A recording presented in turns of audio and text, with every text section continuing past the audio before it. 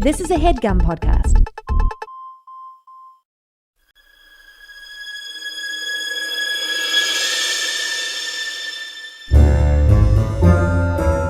Oh, yeah. Welcome to A Funny Feeling Podcast. I'm Betsy Sidaro. And I'm Marcy Jarrow. This is a podcast where comedians tell us their paranormal experiences, and we listen to yours as well. Oh, yeah. And if you have one of these paranormal experiences that you want to share with us, please email it to us at funnyfeelingpod@gmail.com. Now get cozy. And prepare yourself to be scared silly. This is a Funny Feeling podcast.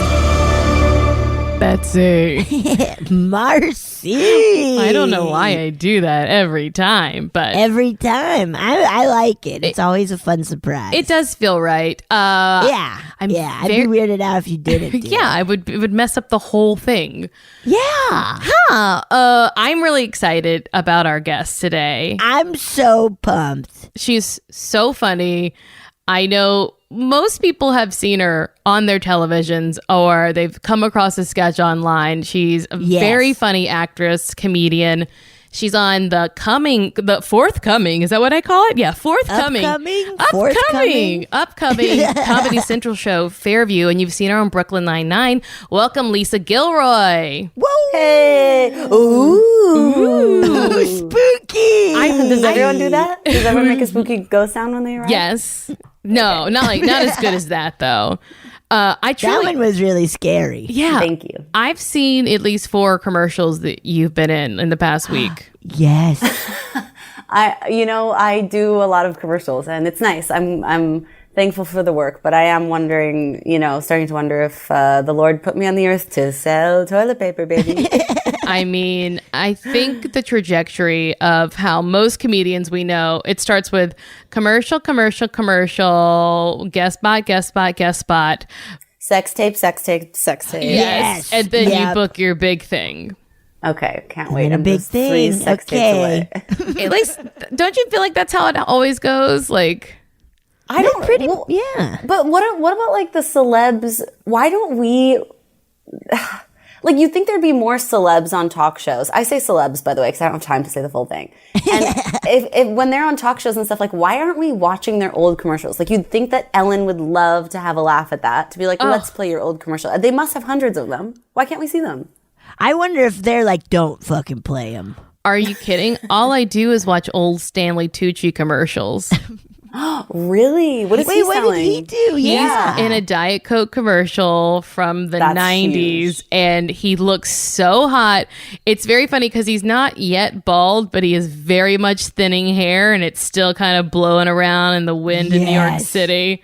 And he's wearing like one of those Hanes men's tanks, and just tight jeans. Oh my God. Matt LeBlanc, Holy shit. getting some Heinz 57 ketchup. I'm watching all the stars. I'm watching. Ooh. Remember the mom from My So-Called Life selling bagel bites? I mean. Marcy, you just awakened something in me. I feel like I'm going to have to dig all of these up. The only one I have seen is, remember Evangeline Lilly from Lost? Yes. She did one that was like one of those, when you call in, basically like phone sex lines. But you know how they would try to like market it like, these are very, very nice, clean, upstanding women. Yes. And they're going to be your wives. You know, and they would have it so they're just like having a laugh with you on the phone. She had a commercial like that. Oh. Yeah. And she's like laying on a bed in a tank top, like laughing on the phone. I know. I love it. Whoa. It's funny. We know someone who is in the diarrhea commercial. Who? Really? Was it Madeline? Oh, yes. Madeline Walter. So the commercial is just promoting diarrhea. Hey, come on. Everybody needs it once in a while. Yeah, and she's in a Vagisil commercial. Oh my God. I have a friend from Toronto who auditioned for Canestin, the like yeast infection medication. Yeah. And she was pinned for it, and then they released her, and then she asked for feedback, and the casting director said that she wasn't pretty enough. To have a yeast infection? Not pretty enough to have a yeast infection. Also, like, that can't be feedback anymore. No, right? it can't. I mean, this was like 5 years ago. 5 years ago was a long time ago. Yeah, lots happened since then. Whoa. I know, so it's so fucked. Feedback should be things you can change. Yes. I guess you could go get a lot of plastic surgery so you can show everyone you have a yeast infection, but that doesn't seem worth it. Whoa. God, Oof. that's rough. But yeah, we used to laugh so much about Madeline being like, she's like, I guess I look like a lady who has diarrhea and unhealthy biome in her vagina. It's so silly. She's the best. Oh God, she's so funny. So I'm going to jump in and ask you the question that we ask all of our guests, which is, what, if anything, do you believe about the paranormal? Okay, I think I definitely believe something. Okay, I think something spooky, spicy, soupy is going on in the universe. Because how could it just be regular humans walking around? I don't think so. No way. No. And I feel like my mom was always very like spooky, paranormal-y kind of. And she told me when I was very young that one of her best friends in high school, she had a friend in high school who was like extremely anorexic, and it got to the point where she had to get hospitalized. And so my mom had went and like visited her in the hospital. And my mom said that one night she was sleeping and she felt like the weight of the bed sink down beside her, like someone sat down, and then she felt a hand on her thigh. And she was like, I just knew that she came and sat down on my bed and put her hand on me. But she said she was like so tired. Or like, you know, that feeling when you're sleeping, you just like can't open your eyes, it's so tired, whatever. And then her mom came in and woke her up at like 6 a.m. and was like, she died last night in the hospital. Oh my God. Yeah. And this was like back in the, I don't know, like 70s. And so then also that girl had sent out like cassette tapes to her closest friends from the hospital, and it came in the mail like a week later. Oh, so, like, my God. I know. So, but like, that's kind of a fun part about like dying in the 70s is you could send a cassette tape around. It's the best part of I mean, you could still do it and make it a little difficult, like 13 Reasons Why. Remember that? Oh, Did you always right. watch that? It's Right. sad. I started reading the book, and then it gave me such heavy male author vibes writing young teen girl that I stopped reading it. But I never watched the show. I watched the show ready to fucking like be like, this is gonna be such funny dog shit, and by the end I was like crying and just like, really? we gotta take care of each other, man. Well, Yeah. then it did Okay. its job. Good, right. I heard the show is good. The book had very like, you know when a male author is just like, she stepped off the sidewalk, her breasts were heavy with each step. It's like, go fuck yourself. Like, no, I'm no sorry. 16-year-old girl is thinking like, oh, yo, these hubba jubbies, how can I carry them to school? My hunkers are so heavy, man. That's so silly. I mean, you know, some of us have very heavy breasts, though. That's true. That's true. That is true. But just like if you're a male writer writing a teen girl, like forget about that angle. Yeah, we don't have to sexualize. That's one of the things that I hate about a lot of horror films is like the way women are sexualized as they're being murdered. Oh yeah, Yes. it's bad. It's bad. And people, a lot of men and horror enthusiasts can come up with so many reasons why they need to do that. And it's like, no, you don't need to see like jiggly tits with blood. You don't need to. That's breaking brains. Yeah, it's so true. That's a really good point. I just watched Scream for the first time over the weekend. I had never seen What'd it. you think? I definitely noticed the boobs. That was, I loved it though. Normally I'm like too scared to watch movies like that. I don't like any movies with like, demons or paranormal stuff. But if it's like just a good old fashioned high school party slaughterhouse, that's kind of fun. Yeah. So And I really did. aware of itself. Like Scream is such one where it's like every move is on purpose, Right. Making fun of the genre, Right. Oh, it's But so but good. also though, it's like because I watched Scary Movie where they talked about Scream, and that was making fun of the genre. But I feel like Scream was genuinely commenting on the genre. Yes. In a way that wasn't, because also The Mask, like, it was just so weird to watch in 2021. Cause I'm like, everything now is funny, but I bet at the time that this came out, that mask must have been super fucking scary. Have you seen The Mask before it came out? Not The Mask with Jim Carrey. The white mask from Scream. No. I don't recall, but I remember Scream also being funny, and it's funny as well, but... For brave girls, Marcy, what about the rest of us? I'm sorry, you don't have heavy breasts or bravery, but, some of us big teen girls the are... heavier your tits, the more brave you truer are. words have ever been spoken. Honestly, could be my Twitter bio. Wait, you know what I watched over the weekend? So I watched the first one weeks ago, or a month ago, whatever. However long ago I watched it. I watched Fear Street, the movie on Netflix. I watched 1994, or is it 1997? I don't know. Could be 96, 94, 95, 96. One of those numbers. And then I watched the second one, which is set in the 70s at summer camp. And I was like, this is the perfect kind of horror for me because it's not actually scary, but it still has all the suspense and the fun of it too. Yeah, those movies are great. So they were really fun. And they have awesome soundtracks. That's the big plug. Very good soundtracks. It's always a good bonus. So that story you told about your mom's friend is why it's so devastating. Jeez, God, that's horrible. But also, she just told my sister and I that, like, so young that I feel like, and it wasn't like gather around, listen to this ghost story. She was like, oh yeah, once my dead friend sat beside me on the bed. Like, it was so cavalier that I think I was just always raised thinking like that stuff is possible and it's around. Right, exactly. Where it's like, yep, okay, there's a good chance that could happen. There's a way, something's happening after everything also. Yes. Yeah. My mom was like so big, and she also used to do a bunch of stuff where she'd be like, she honestly believed that we could like communicate without speaking. Like if I was about to like ask her for something, or like she'd be like stop, and then she'd be like just close your eyes and like think it really hard. This is probably a tactic to get me to shut the fuck up, but she really did. She would be like, if you think about it hard enough, and I like concentrate and just like open myself up, like I could maybe receive it from you. Like this is stuff she was doing with us when we were kids. Like, oh my God, how fun. Did it ever work? I mean, yeah, but also she's my mom, so she probably knew a lot of things. Yeah. No. She's like, oh, mac and cheese. You're like, yeah, of course, that's what I'm thinking about. I'm like, holy shit, how'd you know, Mom? I mean, for my mom, I literally called her Macaroni Marilyn, so she'd be a dumbass if she didn't know that's what I wanted. I bet your mom makes such good mac and cheese if that's what you called her. Does she do like fancy add extra cheese? I just wanted, I was really little. I just wanted the blue box. I wanted I would demand it. Honestly, Macaroni Maryland. Honestly, a blue box still rules. Yeah, it really does. It's kind of the best.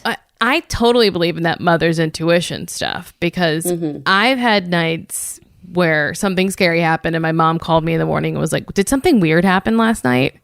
Like she's very keyed in to her babies, her ducklings. Yes, yeah. I agree. I think that's like a special mother's gift. Although it does upset me when my mom texts me and goes, I had a dream you were pregnant last night, which happens often and I don't care for. Oh no. I'm like, no, Mom, that's your dream, not mine. Yeah. She should do some analysis and see what that means for her. Yeah, truly. Because I also just heard that dream interpretation is like whatever you think that it means is what it means. I think that's so cool. Yeah. Have you heard that? Great. I have not. But it makes sense because it's like, you know what's going on in your life. So what do you think this dream meant, kind of? Because my mom also had the 1001 Dreams Interpreted book, a giant one on her bedside table. And I would go in the mornings and sit in her bed and find my word, and while she was like doing her hair and makeup for work. It was like we were always talking about dreams and looking them up. And oh, that's so cool. I have always thought that, or at least I would always get annoyed whenever on TV shows they show someone talking in therapy about a dream and then the therapist explains what it means. I'm like, why do they know more? Right. I mean, unless they're like seeing like, oh, there's some connections in your life that you're not seeing, but right. But yeah, I think it is what it means to you, because you make up your own, I don't know, it's like not your own language, but like your perception of the world is uniquely your own. It cannot be anyone else's. Right. Right. I remember for a long time I kept having dreams where I couldn't stop my car, like the brakes wouldn't work. And I finally looked it up, and it was during an unbelievably stressful time in my life. And they're like, "Oh yeah, everything just feels out of control for you." And I'm like, "Oh yeah, that makes sense. That makes total sense. Yep, yeah." Now They've stopped. You stopped the car in the dreams? The car stops now. Thank God. This weekend, Friday and Saturday night, I had dreams where I was in a strip club with friends, spending a lot of money and having a blast. So I think I need to go to a strip club. Back-to-back strip club? Yeah, dreams? isn't that weird? Wow. 2 nights in a row. Just having and a both blast. times with Mono and Gilly at these strip clubs. Wow. Going back to your safe place. Yep. I gotta go to Jumbo soon, I guess. Yeah. Now, aside from like ghost or however you want to classify that type of stuff, are there any other things in the paranormal that pique your interest or that you believe in, whether it's like, you know, aliens or fairies or whatever? Well, I don't like. Okay, so I have night terrors, and that now, like, I started as a sleepwalking child, and now they've turned into. Anyways, I haven't really like talked about it at all, but I've had like 3 really impactful experiences, and I feel like they're dreams, but they feel so much more than that. Like, I don't know if you guys have ever had that experience where you just like know that it happened. Oh, God. You know, it's like anyways, I'll tell you about a few of these that I had, and you guys tell me what you think. Okay. Ooh, okay. Because speaking of like aliens or paranormal or ghosts or whatever, like it kind of all ties into this. But so like as a kid, I was a sleepwalker, and it started like funny and cute. Like she's in her snowsuit in the garage. She thinks it's school time.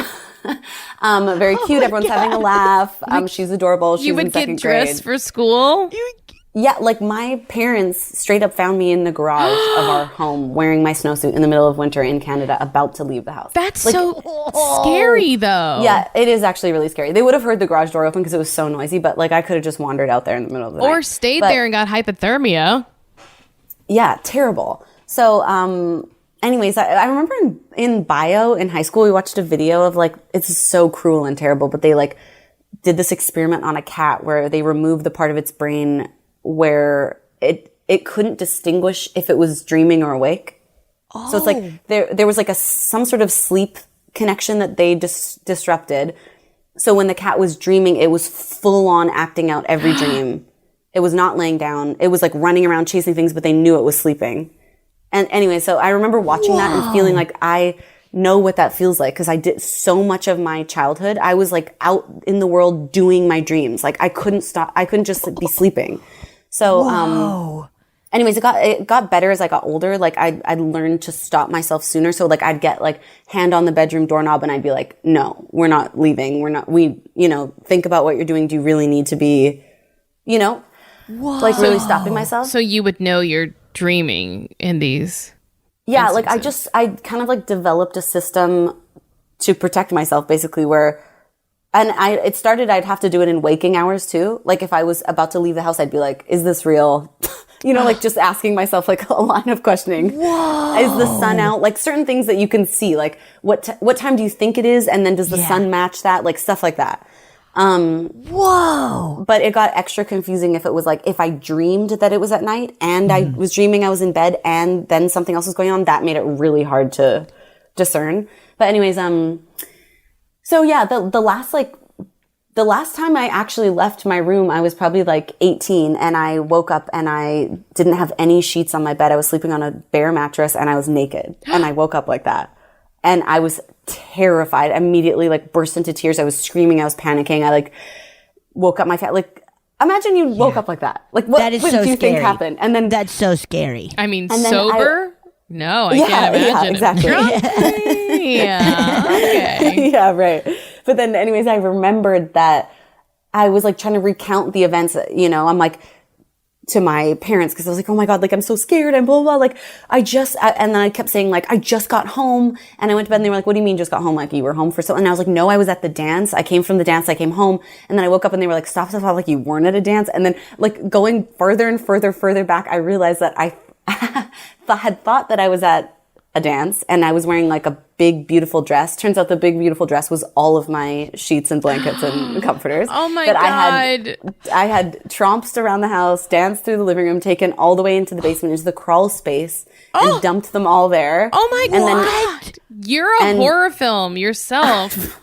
But anyways, that's the fun part. I'm telling you, like, these are like the growing up stories of when it was like still kind of, the dreams weren't bad.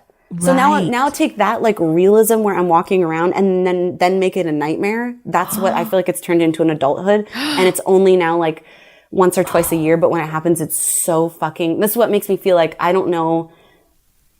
Cause it sticks with me. You know, it's like some of these dreams I'm going to tell you about, I've had years and years ago, like 15 years, and I remember every moment of it. I feel like I'm carrying it like it's an actual memory that I have. I can remember everything. So it's like, it's not like a dream where you just forget about it. It's like, anyways. So, the first bad one I had was actually when I was a kid, and it was like the only bad one. And I was laying in my bed and I could see, I had a window on, you know, a bed's up against the wall with a window.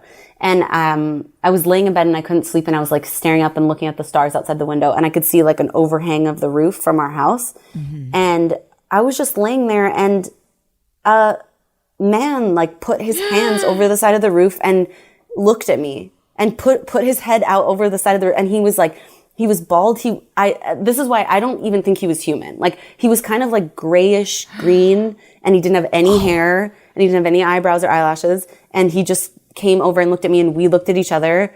And then I screamed and like ran, and to the point where it's like, you know, I'm like telling my parents, there's someone on the roof. There's someone on the roof. There's someone on the roof. Like I saw, you know, it's not like when you wake up and you're like, fuck, that was scary. It's like, no, I heard the scuttling. I saw the guy. Like, so.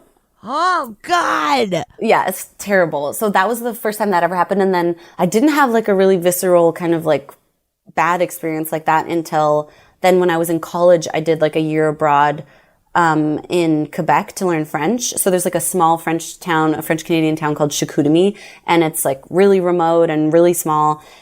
And I went there to learn, and I was staying with a host family. And so when I was flying in, my flight got delayed, and I ended up getting in really, really late. And they were emailing me saying like, okay, you can come, but like, we're going to be asleep. You can let yourself in through, there's like a basement door. You can come. And it was like on this hillside, and there's all these trees and like a forest. And so I got there, and I came around, and I found the hidden key, and I unlocked it. And there was they said there's going to be another girl in the basement. There's 2 of you girls that are exchange students that are staying with us. That scares me. Sounds so spooky. I'm You scared. never want to hear the sentence, there's going to be another girl in the basement. No. So they were like, her room, she's going to be, you know, her room's there. Your room has the door open. There's 2 rooms down there. You'll know which one's yours because the door's open. She's going to be sleeping in that other one. So just try to keep it down when you get there. So I like snuck in. I'm like trying not to turn on any lights. I wheel my little suitcase in. I go to my bedroom. I'm like staying very quiet. Everything's dark. I go to the bathroom. And it's so late. I'm like, I just got to go to bed because we're starting school tomorrow. So I get into bed, and I'm sleeping in this little tiny single bed, like pushed up against the wall in the corner. And I'm sleeping with my arms like over my head and kind of like one across my eyes and on my back. And oh God, I had to like get the willies just thinking about it because I just fucking hate it so much. And then I felt like uncomfortable. Like, I thought I was sleeping on, maybe I had like balled up some sheets or something. And so I kind of arched my back up to try to, and then I was like pulling at some sheets and whatever. And I went back and put my hands above my head again. And then, and I still felt, and so I looked down, and I was like trying to feel, I was feeling around my waist and my back, and I touched someone else's hand. Like, I felt like fingers on my fingers, like, and there was an arm under my back, and then the hand was coming out this way. And I looked, and I touched the hand, and I flung out of bed, like flew up, like, you know, I just flew out. I tore and I saw it. Like, I saw the arm, and I saw that there was like an elbow joint coming out from the side where the wall was. And it was face up like this. So the palm was up when I touched it. flew out of bed. I flew out of my room. I basically kicked down that other girl's door. And she was like, oh my God, what's that? This poor girl from Singapore. And I was like, there's someone in my room, like all the stuff we had, she like came in, she looked, and she was also like very spiritual. So she was like, we should pray, like all this stuff. I slept in her bed with her that night. Oh my gosh. I had literally never met her before, but it was so fucking scary. I feel like I'm shaking just thinking about it because it was just the feeling of like, I'll never forget of like the flesh, like, the feeling of flesh, like it wasn't blankets or anything. That feels so hard to believe that your brain could. I know. That's what I'm saying. That's why I feel like that's why I relate to that cat that went through the experience. Because I'm like, there's something broken in my brain where I can't discern, or like it feels so real, like the feelings of it, like the seeing it and feeling it, and it's also the what if you are tapping into something when you go to sleep, you tap into something none of us can see. I certainly fucking hope not, because okay, then I do we're too. in Never hell. mind. It's just you got wild imagination. Don't say that. Sorry. Whoa. Yeah. So anyways, I slept with her for a long time, and then I had moved that bed away from the wall. I was like sleeping with the lights on. It just like, I was like 19 at the time, and it's just not like, it doesn't feel the same as like bad dream or like little girl nightmare. Like I literally was like, I know what I saw. So how am I ever supposed to sleep in this room again? That's so nice that girl was like, okay, great. Like, rather than being like, you're crazy. Oh, totally. It could have so easily gone the other way. Oh my goodness. That's so scary. That is really scary. Yeah. Okay, so then I have one more. Sorry, I feel like this is like taking forever. We love it. This is it's my last, awesome. This is my last and most recent one, thank God. Because anyways, this one was the scariest for me. But I feel like because the older I get, the more I am like, because time can pass. So it's like from that time that I saw or felt the hand underneath me, it's like that was like, a long time ago now.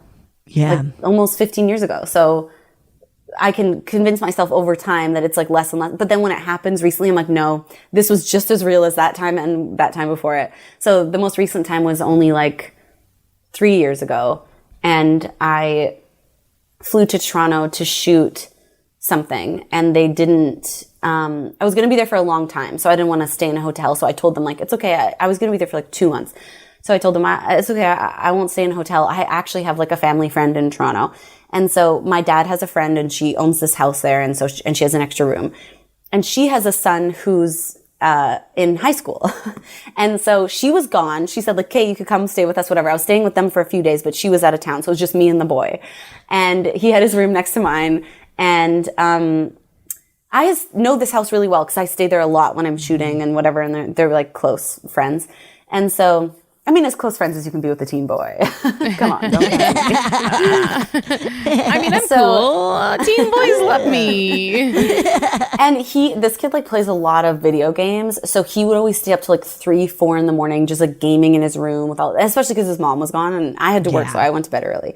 Anyway, so I'm sleeping in the guest room, and I was like, it's dark, whatever. I'm sleeping on my side, and I went to roll over, and I opened my eyes, and I saw just at the foot of the bed, like dark, all this like darkness, and it looked like dark fabric. Oh. And then like when I looked, like when I had opened my eyes, I still was like looking kind of just like floor level. So floor level, foot of the bed, like very low to the ground. I was seeing like black fabric, and it was like all over the ground, and it was like all, it was like billowing, like piles of it. And then I looked up, and there was, this sounds so fucked up, and I literally had to Google this the next day because I was like, I knew immediately, when you just know things in a dream? Uh-huh. Yeah, I was like, this is the angel of death. There was a man standing in the room, and he was so tall, his head was like crooked at the top. It was like, it was bent on the ceiling because he couldn't even fit in the room. It was bent down, and he was looking down at me, but he was like standing hunched over trying to fit in the room. And he was wearing this black like cloak, and I'm telling you, like, because that's what makes it feel so fucking real to me is like the first thing I saw was the fabric on the ground. Yeah. It's like, it was all over, it filled the room. And it was like, went all the way up, and it was black. And I think he might have had wings, but they were down. And the fabric was kind of ripped, and he was wearing a hood, and I couldn't see his face. Like, Oh my God.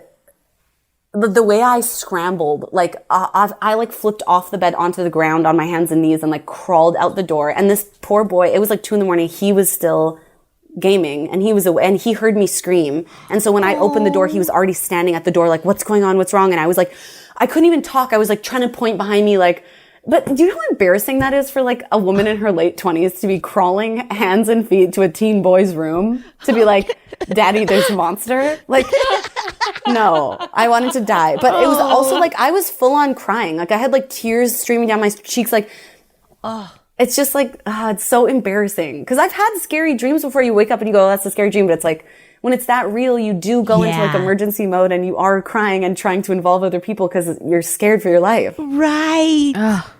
Right. Also, how did he react? Yeah. He was scared because he was scared because he heard me screaming and I was really screaming. How terrible would it have been if he was like, scary. Did you see the tall guy? No, Marcy, no.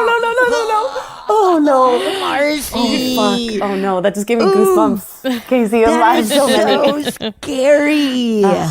Ooh, and to immediately be like, this is the angel of death. Like, that is I just knew. And then I Googled it in the morning because I was like, that also seems like a hyper specific. I don't know what that is. And like I was Christian for a while, so I was like, did I read something like that or hear that at church? Like, I don't know, or is that like a made up thing? So I Googled it and it was like, there's like art and there's pictures in it and it does just look like that. Yeah. That's what's always confusing to me whenever I dream something, or it rarely happens, but like that something you're like, how would I ever conceive of that? Yeah. Right. Because even if it is like, because like, Marcy and I were raised Catholic, where it is like, oh yeah, I remember hearing about like the angel of death, you know, during like that one time where they're like killing or I don't know, whatever. You got it, Betsy. Nothing sounded more right than this. Betsy, you could a lot of that out of my mind. Get a pulpit already. But I haven't thought about it, and you know where it is just like, where did that come from? Yeah, and also it's like I knew it wasn't the Grim Reaper. I knew it wasn't, it's like I didn't think it was a giant. It was just like I knew angel of death. That's what that is. Also because you hear about stories about angels and about how, I don't know where I'm getting this information, but that they're huge. Like whenever, right. They're actually like supposed to be like these giant creatures, not like, oh, it's a guy with wings, but like huge. So like that's another layer of, did my brain have that information and I didn't know it? Because there is a lot of stuff that, seeps into your brain without immediately like being like, oh, I know that information, right? Yeah. But it's like, I think what you were saying about like, how did I conceive of this? Because it's like the crook in his neck, his head pressed up against the ceiling. I hate that. The way his like hood was, and some of the fabric was kind of torn or it had like strings coming. It was like, it's like it just. I'm like, that level of detail for something that I haven't actually maybe physically seen. Then how like that's what freaks me out about it. Yeah. Like. Because it's not, so dream quality. Yeah. Right, because dream quality is like you're watching a movie, but this kind of like night terror thing is like, no, it's like a 3D movie. It's happening. It's in your house. Oh, God. Now, just putting it together, but is it usually around times of stress for you? I don't know. I guess that first one with the, like creature on the roof or whatever that was, like that man thing. I was a kid. I was like pretty young, so I don't really remember that. But I guess like, I guess the other two would be like uncertainty for sure. Like not knowing what I'm about to walk into or experience. Right. Yeah. New place. Like. Yeah. Kind of. I mean, the Toronto place is like more of a home base, but it was like a newish job that I had just started. Yeah, I don't know, but it is like really, it's upsetting. And like also I have tons more stories like that, but they're all just like, they're not as scary, or it's like, I thought there's something, or they were much more short lived. And I really feel bad for my husband because he has to put up with me like being extremely an agitated sleeper, like, talking, walking, moving, screaming, crying, all of it. I mean, I've had a few people that I've known, not to out anyone, where a man I knew would have night terrors and wake up like fighting, and it was dangerous for his wife because he would be swinging whenever he got up. Whoa. And then another person I knew, they put a bunch of tools in the microwave. What happened? Whoa. I think it was like, it started to spark and someone else came in because they heard it. But like, it can be dangerous. Really, really fucking dangerous. Yeah. Have you seen Spooky Selena on TikTok? No. It is this girl. I don't know where she lives, but if she eats dairy before bed, she can almost like always induce a sleepwalking episode. Oh, is she the girl? She has like the night cam videos of her doing things? Okay. You sent me those. They're funny. They're really funny. It's just her standing in her living room, slack-jawed, like farting. You should have those kind of night terrors. Yes, I should. I know. Whoa. I can't imagine. That sounds so scary to me. It is so scary. And it feels lonely, too, because it's like no one else saw that thing. Oh. And then you're also just like carrying it like a memory, but you're like, I don't know if this actually happened. And I do feel like I have trauma from it somehow. Like I've never been able to forget about it. And so I just hate that. Like, I'm like, why do I have to have that sleeping brain problem? Yeah. Right. But also, if there is something real about it, you'd think that I'd be dead now. Because if the angel of death showed up in my room, I certainly would have died late, like soon to that, like close around that time, right? Counterpoint, you are dead, and this is your eternal dream. Listen, I'm on a podcast with these ladies. I'm in heaven. I'm in heaven. God, those are really scary. Whoa. Now, you said you had a few stories. Were these part of them, or is this not even, we haven't even scratched the surface, right? This is like, night terrors is like basically the main thing. Yes. Experienced. Now, that's so scary. Does besides your mom having her friend sit on the bed, did she ever have other stories like that too? Yeah, I don't know. I feel like, I don't know. Like, my mom's from Egypt also, and she moved to Canada when she was early, or like a preteen. And so I feel like she has like kind of a hodgepodge collection of beliefs about like what's real, what's not, like, and growing up Muslim and then being a Christian and then whatever. So it's like, right. I feel like I just kind of, not a lot of like ghost stories, but got a lot of like everything is real and every God is real and like bits and pieces from every religion where it's like, dead people are still with us, or like bad spirits could be, or good spirits, or. Right. But I think most of it was like, intuition talk too, because I remember once I was like driving with my mom and we saw this man and a woman, and she was holding like a baby in a car seat on the sidewalk, and they were fighting at each other, and we were driving by, fighting at each other, they're like yelling, and we were driving by, and my mom had just got a coffee from Tim Hortons. Thank you, Canada. Okay. And used to go through the drive-thru every morning, and she get those Timbits. Yeah, she like pulled over. She like slammed on the brakes, and I was like, "What are you doing?" And she's like, "I just feel like that woman needs me." And she walked across the street with her coffee, gave her coffee to that woman, and like pretended to know her, and like walked away with her. And then she got back in the car, and she was like, "Yep, that woman said that he was like gonna hit her, and he was threatening her, and like all this stuff." And to me, it just looked like they were like talking loudly at each other. Like the woman didn't even know the man. No, the woman knew the man, but like she was like, "Yeah, that was like I needed to get out of there." Oh my God, your mom's badass. Yeah, she is. Whoa, something's up, man. Absolutely. That's wow. But yeah, I mean, we grew up, and my sister and I like were obsessed with practical magic when we were kids. So we just like to imagine that we were. It's got a bad family. It's got a bad score on Rotten Tomatoes, and it's such a fun movie. Well, I haven't watched it in so long. Does it hold up? In what way? It's I watched it over the summer. I haven't seen it in years. I watched it over the summer, and I was just like, "Yep, Sandra Bullock's great. I love it." Dude. It's like the plot is a little, but like it's great. I don't know. I love her braids. It's great. Okay. I'm gonna have to watch it because I was like totally mystified by that movie when I was a kid. Oh yeah, I gotta watch it. Did you try to do witchcraft then as a child? Because I feel like I went through a real witchcraft phase. Did you? What kind of like witchcraft did you do? Mostly we would just like my friends and I would go look up spells. It's so funny that our library had books about witchcraft, like our school library. And we would go look up spells. It was mostly just like saying words or whatever. But it wasn't a Catholic school. You went to, was it? No. Public I school, feel that baby. shit wouldn't fly. If you found a book like that in a Catholic school library, I would go like, Marcy, that book is real. And it does what it says it can do. Yeah. And it's for you. You need to keep it. We were obsessed with being like, let's find out who we're going to marry. I don't know why that was such a preoccupation for 12-year-old girls. Like, who are we going to marry? It's like, girl, you got a couple decades before we find that out, if at all. Yeah. And you got MASH for that. You don't need witchcraft. Yes, exactly. Who are you going to marry? What kind of car are you going to get? Come on. Hummer.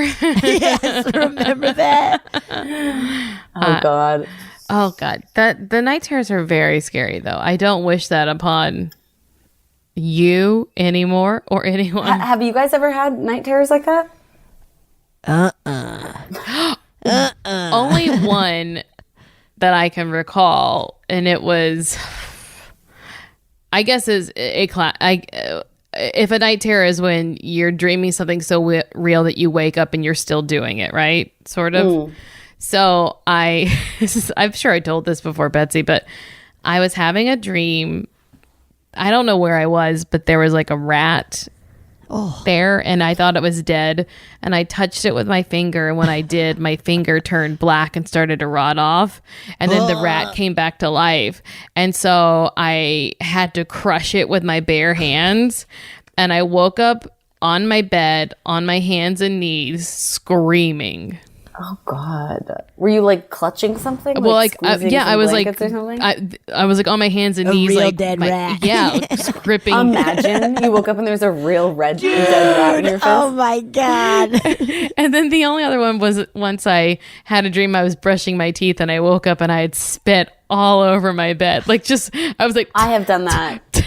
just spit. Yes. And I was in a puddle of spit. So disgusting. I don't know how, but just weird things where your brain's like, gotta spit out all this toothpaste. Keep going. Not done yet. I once had one where I used to be a camp counselor, and we were staying in this like cabin in the woods, and I was sleeping on a bottom bunk because I'm mature. Okay, I don't take the top bunks. The little girls can have those. So I was on the bottom, and then there was like 12 girls in the cabin, and I dreamt that they picked me up out of my sleep as they were doing a prank on me, and I dreamt that they picked up my little mattress I was on in my sleeping bag, carried me outside the cabin, and they dug a hole under the cabin and they put me under it. And so I woke up and the first thing I saw was the top bunk on top of me. And I thought I was under the cabin. There. So I started fucking booting this top bunk and I was like screaming. I was like, let me the fuck out of here. Like all the curse words at Christian camp, banging, punching, kicking. And this poor girl sleeping on the bunk on top just has never been more traumatized and upset. My God. I was like, oh no, I'm so sorry. And everybody woke up. I had to like turn on the lights and give like a safety speech. I was like, everything's fine. Now, campers, we don't bury people alive, first and foremost. Okay. Now, a prank's a prank, okay? But those ones are too far. Oh my God, that's awful though. God, I wish there was a cure for it. Me too. Trust me, if I could take any sort of like, I guess I could knock myself out with some sort of like, what do people take Xanax for sleeping or? I think that works. Betsy and I are straight edge. We don't know what you're talking about. We don't know. What do people take when they're for sleep? The Ambien, but that Ambien, makes people you sleep do stuff. Oh, we've had friends. I had a friend. I won't say who it is. I'll tell you after. Yes. And he's probably fine with it. But who was house sitting, took an Ambien, was playing a video game, came to in a bar a couple of blocks down from the house with like a half drunk beer in his hand and then was just like, oh. What was he wearing? That's my big question. Nothing. No pants. They let him in. It's crazy because like some people get that drunk too. So, I mean, no, and not that he wasn't drunk, but I remember like in high school, my sister, I mean, not me because I'm an angel, but my sister would get so drunk. She would tell me the next day, like they'd have a sleepover and she'd wake up and be like, yeah, so we just went home after that first bar, and they'd be like, we went to 6 more bars. Like like that's a whole life you lived. You have no idea, no recollection. That's scary. That's when you're asking for a walk-in. That's scary. For a walk-in? A walk-in is when, so you're no longer in your body because your body's just doing stuff without you. And then another soul who's maybe out there in the ether looking for something can just walk right into your body and then they take over and you can't get back in. Oh, no. Oh, my God. Is this a podcast term? Or have you guys coined a walk-in? I know. It's about him. It's a thing that people believe could be real. God. Wait, so this is we need to like do a drive around downtown and get rid of all those sandwich boards that say walk-ins welcome. Walk-in. That's too Get scary. him out of here. You guys don't know what you're asking for. Oh, God. Where do you go? Now, if you have any blah blah blah. Nice, Marcy. My tongue got huge just now. Got a full tongue erection. If you have any more stories you'd like to tell, let us know. Otherwise, we could listen to a listener story. Ooh, let's listen to a listener story. All right, I will pull one up. Hi, Marcy and Betsy. This is Mary Claire, or MC. I brought in another one. Oh my God, I sent in a different one that was about my college and a haunted dorm. But this happened last night, I think. Yeah, it happened last night. I was just hanging out with my girlfriend, like inside, and we have a front porch that's like a sunroom kind of. It's connected completely, but my like main room has windows that look out onto that porch, and then you can lift up the window, like one of the windows, and like prop it up so that our cats can go in and out of the front porch and just like run around. Inside, there's a door, so it's locked. But we went outside, or we went out onto the porch because we were bringing the girls in and closing the window. And so Suki and Bug, they're they're weird, but they're cats, all cats are weird. And it was so strange because you know what? No, it was just me. I walked out onto the front porch to bring them in, and I called my girlfriend over because Bug was hissing at Suki. She was like doing this weird like hiss, stop, hiss, stop, hiss, stop. Like it was so weird, and she was just like looked so uncomfortable and scared. And Suki was hanging out by we have 2 different like screen doors because I live in a duplex. So she was at the door that she's normally not at, and just like wouldn't leave the door, and just was like pacing it, and was being really creepy and weird. And then Bug started making this like weird like low growl that I think is normal for cats, but she has never made that noise before. And it was very weird, and me and Maya, my girlfriend, were both just like, ooh, what the fuck is going on? And at one point she bent down to pick Suki up because she was like, what the heck, Bug's being weird, and like maybe it's at Suki and we should separate them or something. And Suki hissed at her while she was picking her up, which is not normal at all. I don't think Suki has ever hissed at us, so it was very weird.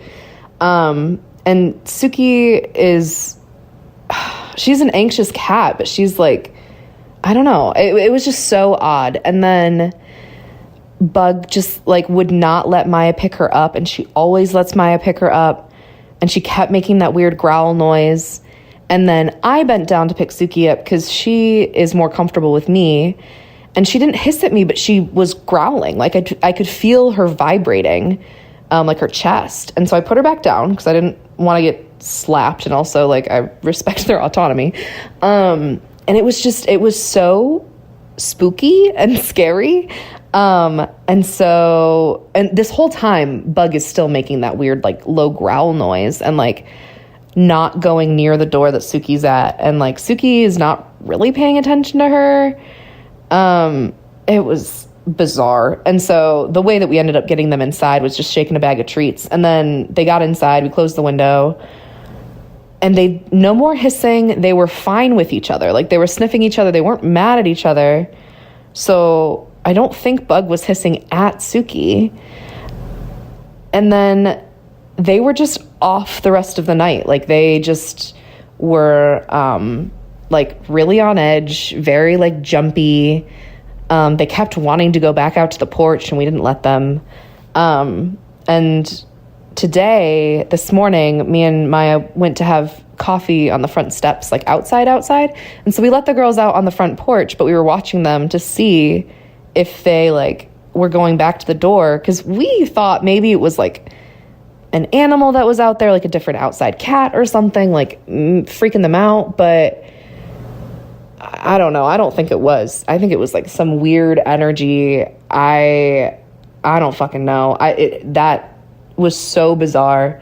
Yeah, and then I was at work all day, and I came home and, went to smoke a joint out on the porch, and the girls were out with me, and they were totally normal. Everything was fine. So, not really sure what that was super spooky. I wrote it down so that I would remember to tell you. Yeah, if anyone else has dealt with this, let me know. It was weird. It was really weird. The obligatory, I love your podcast. You've kept me sane during quarantine. Thank you so much. In my last email, I attached a picture of Bug. So if you search my email, you might be able to find her. She's beautiful. And I'll attach, I'll attach all photos. So, enjoy those. Okay, I love you both so fucking much. I feel like you're my best friends. Have a wonderful time. Goodbye.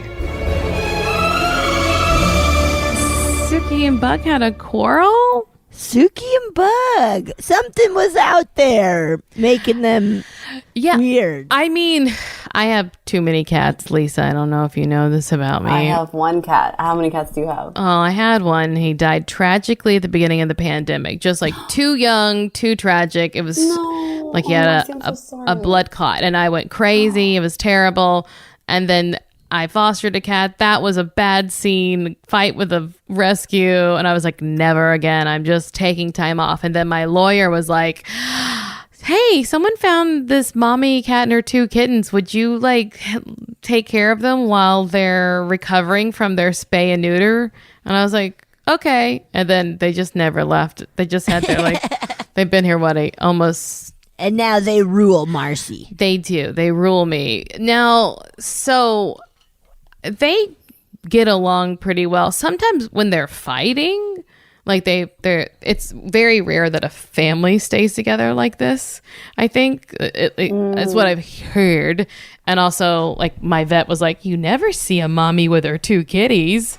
Your vet, and you were like, talk like an adult. Yeah, don't you fucking say idiot. that. I was like, I know you're bleeding. I've never seen a mommy with 2 kitties. Look, I know you're currently bleeding because the little one got you really good and then peed everywhere, but please. Sometimes when they're in the heat of it, they can like have a growl or a fight, but they don't just like square off at each other ever. Does your cat do that to you?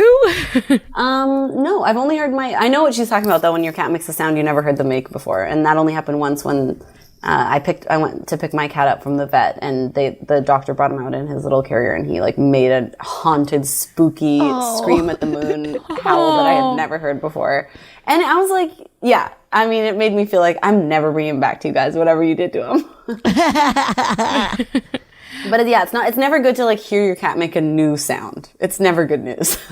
Yeah. No, and it seemed pretty like pointed towards an area, like something was up, whether it was a mouse or I don't know, or the devil. Yeah, I guess that's a good point, because if it was a mouse, they would just be on like hunting, like alert, playful, excited. They wouldn't be like growling and hissing. Like Buster's been seeing a tiny spider, and it's really fixating.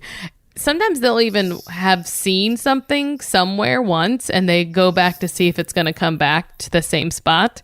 Oh. But you're right. It's more like hunting. It's not just like, I don't know, like I said, maybe those cats got into an argument about something that we don't know about, because they... Yeah, they could have been arguing with each other. They've been like, you called me a bitch.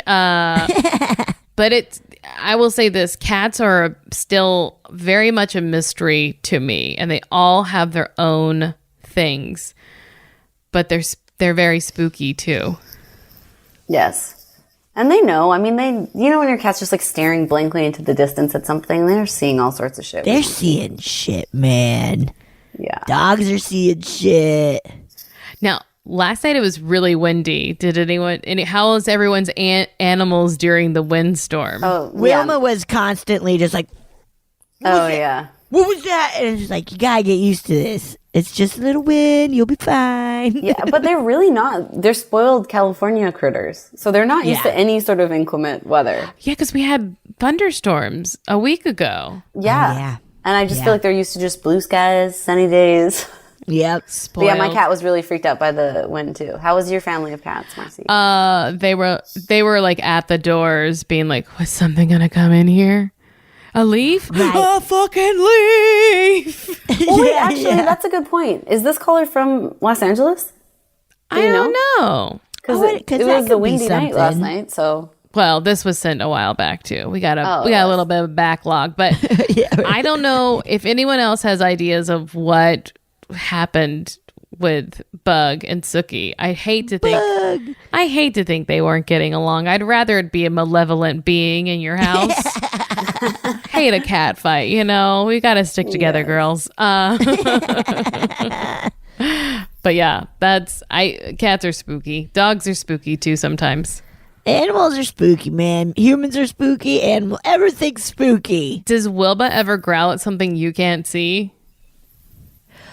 She has before, but then I realize it's people outside or like the tree outside moving, where she's just like, "What is that?" But I'm waiting for that day where it's like, "Why are you staring at the corner? Scary.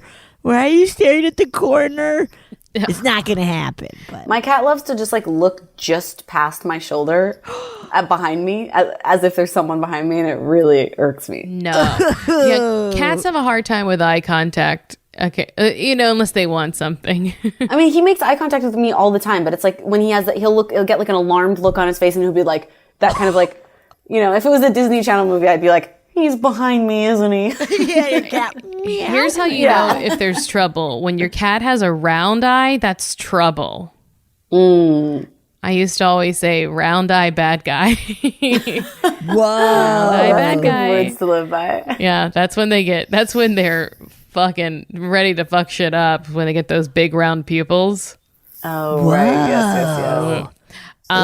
Lisa, this has been so much fun to talk with you and hear these terrifying night terrors. This was honestly therapy for me. Therapy with two unlicensed comedians. There's nothing healthier. Yeah, we have no idea why it's happening. We think something's attached to you. No, just kidding. Maybe take some Ambien and try to stay awake. We prescribed something that will definitely make it worse, so I don't know if you should listen to us. Yeah. Ambien in a hot tub. Okay, I'll do it immediately. Yes. Well, tell everyone where they can find you. I'm at the Lisa Gilroy on all the platforms: Twitter for the daddies, Insta for the mommies, and TikTok for the babies. I love it. And yeah, Fairview coming out next year on Comedy Central. Oh yeah. And I guess let's see, a Dunkin' Donuts commercial, an Orange Theory commercial, and a Amerisave commercial. She's doing them all. I got all your bases covered. Hell yeah. Where were you, Rapunzel? That was for Dunkin'. All right. Yes. Good. That was really Can I fun. say, Good. Duncan, Lisa's the most memorable part of the commercial. You might want to work on your ad campaigns. There you go. There you go. I actually had to go back and do ADR for that because they forgot to like put Duncan in the script. So I had to ADR me from the tower going like, I'm drinking Duncan. They got to fire that agency. Forgot to put Duncan in the script for their Duncan commercial. Absolutely fire that agency. Come on, Duncan. Well, I loved it. Thank you so much for being on the podcast. Yes, thank you. Thank you. Man, it was so fun to talk to Lisa. What a dream. Oh, What a bad dream. nightmare. What a nightmare. Oh, that's so sad. That is really sad. Having so many. Oh, they sound so scary too. I don't wish that. I don't want that for her. I hope that talking about it to all of us cleared her demons. I hope so too. I hope they've stopped and she could get a nice sleep. And not just on Ambien. Yeah, not just on Ambien. Okay, let's read some. I have a long one, so I'm going to start it and let's just see how I do, okay? Okay. Yes, you got this. All right. This one is entitled The Grinning Demon and the Man Who Shit His Pants. You can see why I picked it, Betsy. This is good, man. This is your favorite one so far, right? So far. The greatest one I've ever heard. Hi guys, I love the podcast and please know that I consider I consider it to be my greatest discovery of pandemic 2020. Nice. Okay. This will be a slightly longer story, but trust me, you'll appreciate it. We better. We already do. Now, jump cut to a car pulling into a gas station. Oh, cinematic. I like it's a this. movie. Okay. Okay. It's the middle of the night. It's the middle of nowhere. The driver abruptly stops the car. He jumps out and makes a mad dash for the bathroom. But despite his clenched ass cheeks, it's too late. He has just shit his pants. Oh, no. Flashback 3 days earlier. My two friends. Yeah, there's already a hook. I'm in. This is a great way. Good pilot. Good pilot. My two friends and I always had the desire to visit the city of Savannah, Georgia. It was just always one of those alluring places for us, with its dark southern energy, creepy Spanish moss everywhere, midnight in the garden of good and evil, drag queens and murder, all of that. And it turns out, reputably, Savannah, Georgia, also reputably. Oh, reputably. Nice. Reputably, Savannah, Georgia happens to be the oldest city in the United States and one of the most haunted cities in the world. Did we know that going in? Maybe, but I was super thrilled because while I've always believed in spooks, I'd never had any actual interaction to report in my lifetime, and I was on the hunt. Yeah. Have you ever seen Midnight in the Garden of Good and Evil? It's great. I loved it. Okay. I kind of want to read it and then watch it. I did the same, yeah. And is the book, you like the book? You like the book? Yeah. Okay. Ooh, okay. I'll read it. 2 tears in a bucket, motherfuck it. It's one of the lines. Nice. It's like the drag character in it is so great. Or I don't know if she's trans or not. She might be trans, Okay. but but she does it. I think she also does drag shows, but Okay. amazing. Okay.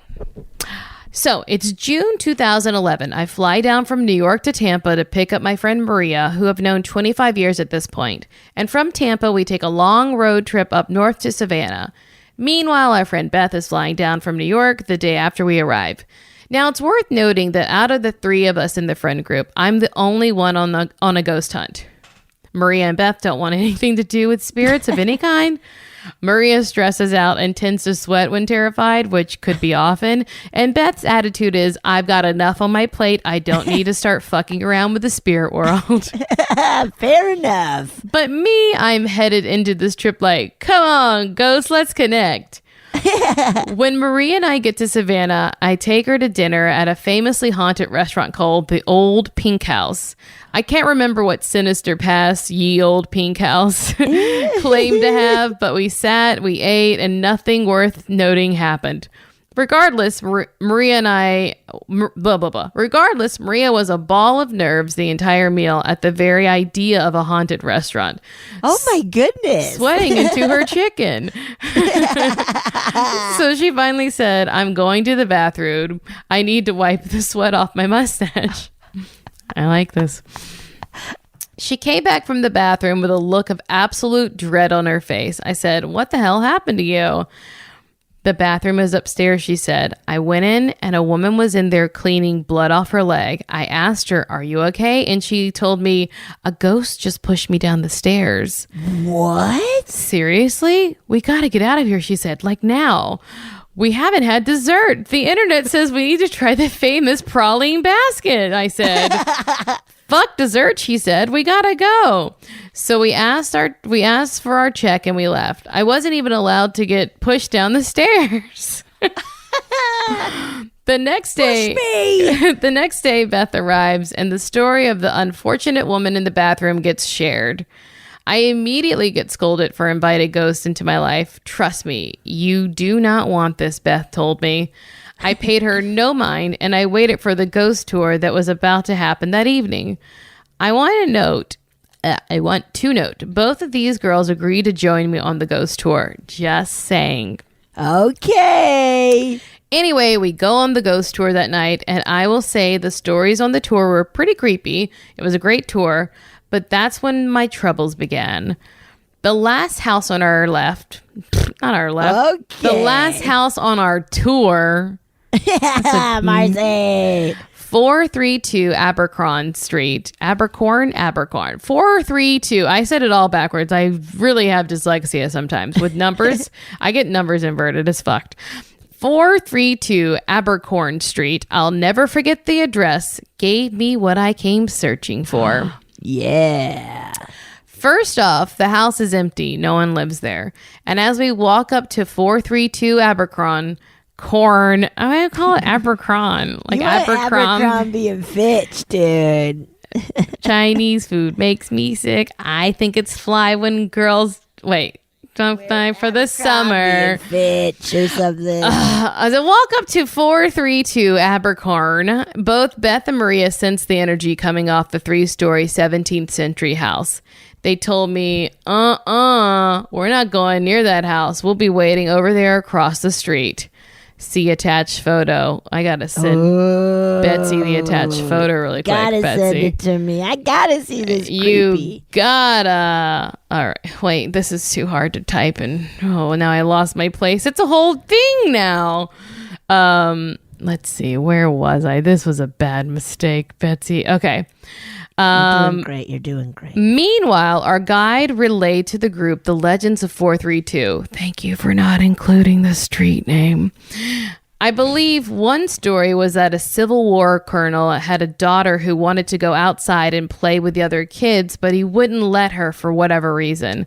He tied her to a chair in the window so she could see the other kids playing, and then she died in the chair. What? Probably she was sick, something like that. Then in it sounds like that. Then in the 1960s or 70s, 3 girls were, mutilated, and their bodies were laid out in the shape of a triangle as a 4th girl hid in a closet.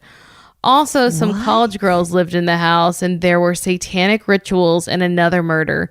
But I digress. None of this even matters. I bet it does to them. I bet it does. What matters is this. Our group walks over to the front of 432 Abercorn. I'm desperately scanning the facade, the windows, the doors for any sign of a ghost. But still, where's my turn? Because still, where's my turn? But suddenly there's a ridiculous pressure pushing down on my shoulders, and my spine started to feel incredibly compressed. Whoa. I took off my backpack and had to lean against a tree to support myself. I really wasn't thinking of anything, only maybe that it had been a long day of sightseeing and I probably just needed to sit. So I listened to the stories of murder and mystery as I propped myself against a tree. Our guide wraps it up and tells us to feel free to take photos. People capture lots of orbs around this house. And I mumble to myself, orbs, more like dust caught in a flash. Oh, you're real saucy now, huh? Okay, all right. But I push myself off the tree and I walk around the house, snapping away. That's when I notice there's a broken ground floor window, and it's large enough to slip my hand into. Gonna tell you, I don't think it's the greatest idea. No. Broken window, hands, no, not a good combo. I take my phone and I put it through the broken window pane. I snap a few photos. I don't even look at what I'm shooting because the room is pitch black. I just randomly hit the photo button. Then, without incident, I pull my hand out. You were thinking something was going to grab my arm. No, I thought you were going to get cut by glass. Yeah. Oh, no. At this point, the girls are fuming. Tension is thick because I'm taking too long, and we all have low blood sugar. So we go to dinner at our hip hotel restaurant, which has this local hipster art on the wall, which I pay zero attention to. But at the table, I'm still on the ghost hunt. And now scanning every photo I took that night. It was nothing, orb, nothing, orb, nothing. And then you know how you can play with the editing tools on your phone to lighten shadows and all that? Well, I decided to start enhancing the shadows on a few of them. Maybe something will come to light. I don't know what I was looking for, the angry face of a Civil War colonel, 3 mutilated little girls. But I get to the photos I took inside the ground floor at 342, the ones where I put my hand through the broken window, and suddenly I gasped and actual tears welled up in my eyes. I had found my ghost, and I found my ghost and I was horrified. Oh, no. Because what was in that dark room suddenly showed itself, and it appeared to be a hideous grinning demon. What? You may see the photo attached and you may post to your IG. Thank you. His head was skeletal with high cheekbones, large sunken yellow eyes, his wide grin with all teeth. He had ears at the top of his head, bent midway like a dog's. He had a cloak resting on his shoulders, and he was staring right at the camera. I just kept saying, "Oh my God," staring at the photos. The girls were like, "What? What are you doing?" I don't know why I made him sound that way.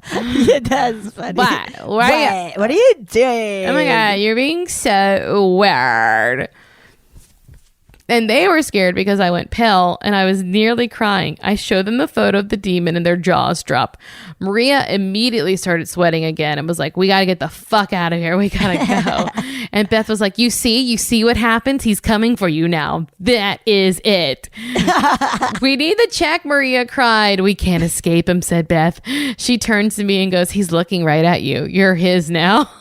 Maria yelled, "Jesus Christ almighty, I can't do this. We're sleeping in the same room." So the food comes and we kind of eat. And all the while, the "I told yous" and the terror sweats are flying across the dinner table.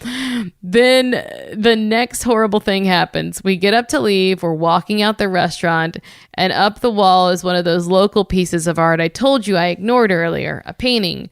And it's a picture of what else? The grinning demon. See photo attached. What? You can also post on IG.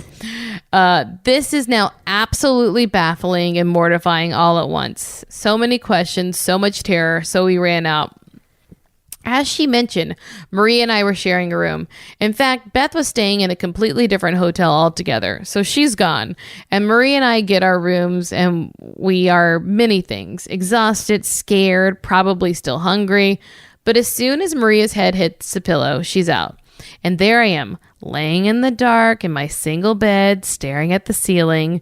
Right then and there in that moment, let me tell you, there was nothing scarier than that darkness. Oh. There I was, a 39-year-old man, completely awake, scared to fall asleep, scanning shadows for a demon, and then Maria starts snoring. And I remember from many a previous trip, Maria always snores.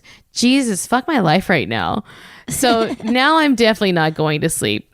I try to get Maria to stop snoring, throw a pillow at her, which does nothing, and neither does the travel guide or half the empty water bottles I threw at her as well. Then to make matters worse, my only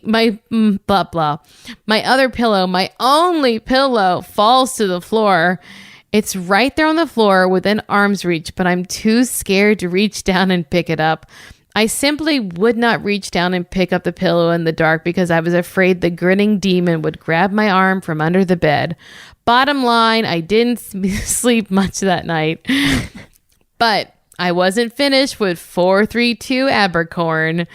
The day we're leaving Savannah, I made the girls go back to the house, go back with me to the fourth house? I don't know. For the house. Wait, this is confusing. The day we were leaving Savannah, I made the girls go back with me to the for the house. Well, I don't know what that's. I think just the in the fours. Okay, just wanted to make sure it was not a cool lingo thing that I was missing out on, Betsy. The for the. This time it's in broad daylight. I think the logic there was I was shook and I needed to demystify the situation so I could sleep again. Here's what I can tell you about the visit. The energy around the house is still very strong, and the girls again remained at a safe distance. As I walked around the house, I visually took in what I could with the sun shining, and things did seem a little less evil. I could peek into the backyard now with its untamed greenery growing wild and the presence of the building in general, which was much less ominous. I did not try to take another photo of the grinning demon on the ground floor, but I took photos of the outside of the house again to capture in daylight. I only tried to make peace with the location so I could move on in some way. Oddly, though, my phone had shut itself down while I was trying to take the photos. Okay. And then when I went back to look at what I shot, there was a good number of images that the camera had taken on its own. A parked car's bumper, my foot, a blurry tree. Over lunch, we did a recon at 432 Abercorn. I found a blog and read about other people's experiences around the old house, many of which match mine. A strong dark energy, a heavy presence on people's spines, the camera powering off and making pictures on their own. Whoa. This all added to what I was feeling, paired with the belief that a demon had latched himself onto me, but no mention of a grinning demon. After lunch, we ended our trip. Beth flew back to New York, and I drove Maria back to Tampa, where destiny finally caught up with me. You see, Maria has her own legacy. She shits her pants.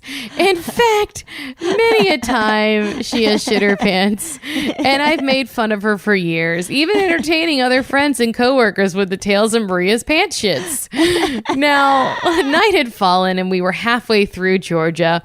Since the grinning demon incident, I had been really shaken and had barely slept. Our conversation naturally turned towards the grinning demon, and well, I guess it triggered my nerves and I got, the diarrhea feeling. What's the matter with you? Maria asked. I think I need a bathroom, I said, like soon. You're gonna shit your pants, aren't you? I told you not to fuck with ghosts. Go scratch your ass, I said. We soon found a gas station on the side of the road, the kind where you drive past and said, that looks like something out of a horror movie. But I didn't care. I had to shit.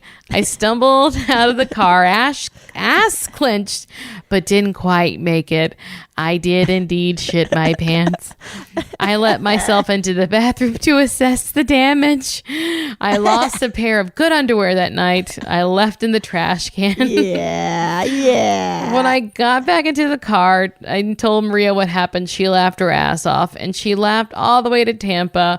And 10 years later, she's still laughing about it. I don't think she'll ever hesitate to bring it up either. It's a frequent topic of conversation, actually. And that, my friends, is a story of the grinning demon and the man who actually did shit his pants. Thanks for reading and sharing my tale with your listeners. I hope you enjoyed, Damion. Wow. Oh my God. Okay, are we looking at this picture? I'm looking at some pictures. Oh, okay. It's hard to see. I always have a hard time seeing things in photographs, but I do see like a face, right? Yes. Yeah. I like almost wish. Oh, it's really hard. Like, I almost wish I had the whole photograph, I guess. Right. Oh, but if we see the reference photo of the demon, it does kind of, it's easier to see it now. You can see, in the ear. It is like you know what? It looks like the Noid. Doesn't it look like the Noid? It does look a little bit like the Noid. I don't know if this was a bad demon. This is a good demon. I think love this demon this just wanted pizza, man. But that is so spooky. Wow. I want to go to Savannah. I have been obsessed with it since Midnight in the Garden of Good and Evil. Right. I've gone only for like one night at a time, and it's really cool. It's so beautiful. Damion. It's so beautiful. That was a really well-written and funny story. It really, really was. Really got us good. It got us real good. Honestly, it was a little long, so maybe that's the only one we're reading this episode. I think so. That was a really good one. What else do we need? I loved it. That's all we needed. Demon and pants shit, and that's a good ending. I love the friends just being like, you see what you did? You see? Yeah, you did it. You started this. There's a demon now. You deserved all of it. You deserve everything. That's so funny. Oh my gosh. Well, I hope you haven't shit your pants in a while, Damion, but if you have, don't be shy about it. Yeah, don't worry about it. Everybody does it. Also, it was fair. Fair enough. Oh, God. Fair enough. Especially if Maria does it all the time. That's kind of the best person to have to shit your pants in front of, is a friend who's done it a bunch. I hope it made them closer. It must have, right? Must have, yeah. It must have. Also, that ghost who pushed someone down the stairs. What's that about? We gotta go there. Pink house or something? Ye old pink house. Ye old pink house. These were great, you guys. Thank you so much for sending them in. Thank you all so much. We love them so much. And have a great spooky Halloween season.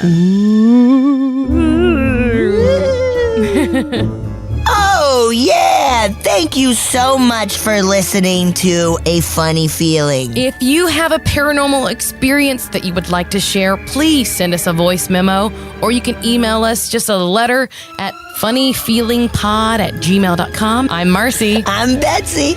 And don't shit your pants.